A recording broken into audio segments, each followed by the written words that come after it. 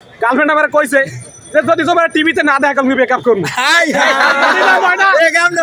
Girlfriend নাম ময়না। তো বলতেছি ময়না তুমি দেখছো কিনা জানি না, আমার চেষ্টা কমতি ছিল না। ভাই আমি খুব এক্সাইটেড। আমি গার্লফ্রেন্ডের জন্য গিফট কেনার জন্য ঈদে আমি ওইগুলো টাকাগুলো জমাইছিলাম। বরিশাল থেকে কালকে লঞ্চে করে আইছি। সারা রাত মশার কামড় খাইতে খাইতে কি দেখামু, অনেক মশার কামড়। গার্লফ্রেন্ড সারা রাত খালি জ্বালাইছে, খালি কইছে কি কাপ কি আনতে পারবা, খালি কইছে কাপ আনতে পারবা। তো কইলাম যে মোরা বরিশাল্লা মানুষ, মোরা সহজে হার মান মুরা।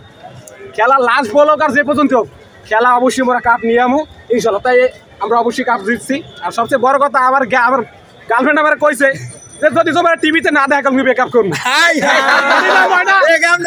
গার্লফ্রেন্ড নাম ময়না। তো বলতেছি ময়না তুমি দেখছো কিনা জানি না, আমার চেষ্টা কমতি ছিল না, আসলে চেষ্টা কমতি ছিল না।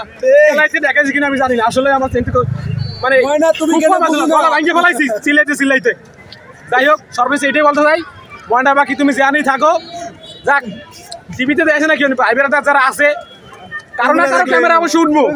তুমি ওইটুকু দেখে আবার সান্ত্বনা দিও, কইছে যে আগামী 2 মাস কথা কইবে না, 2টা মাস কথা কইবে না। কেমনে তার মানে রমজান মাস, কেমনে পরে ঈদ, কোনো প্ল্যান প্রোগ্রাম থাকবে না। তখন আপনাকে যদি আপনার গার্লফ্রেন্ড ছেড়ে চলে যায় তখন আপনি কি করবেন? যেহেতু আপনাকে টিভিতে দেখান। যাবে না যাবে না, কনফিডেন্স আছে। 2 মাস বলছে যে 2 মাস কথা বলবে না। চাচা স্টেডিয়ামে তো সাজানো কত, চিটাগাং কোথায়? চিটাগাংয়ের ভাষায় একটা কথা আছে যে মুতে গিয়ে হুতে যাও। আমি চিটাগাং ভাষী একই কই দিয়েছি, আপনারা মুতে গিয়ে হুতে যান আর হানিয়ানটা খাইয়া যায় বাসা বই যায়। আর আমি বরিশাল ভাষায় পান্তা ভাত খাই হুইয়ে পড়ো যাইয়া।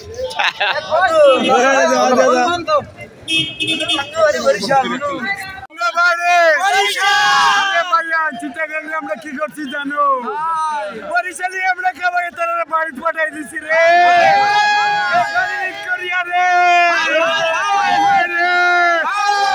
বরিশালে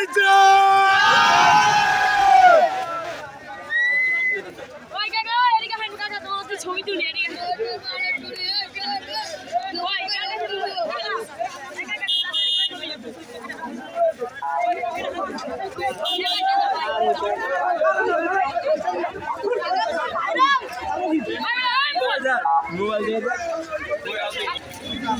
আইতে নদে যাইতে সাল আঙ্গবাড়ি বরিশাল লাস্টে কি করছি তারা জানো?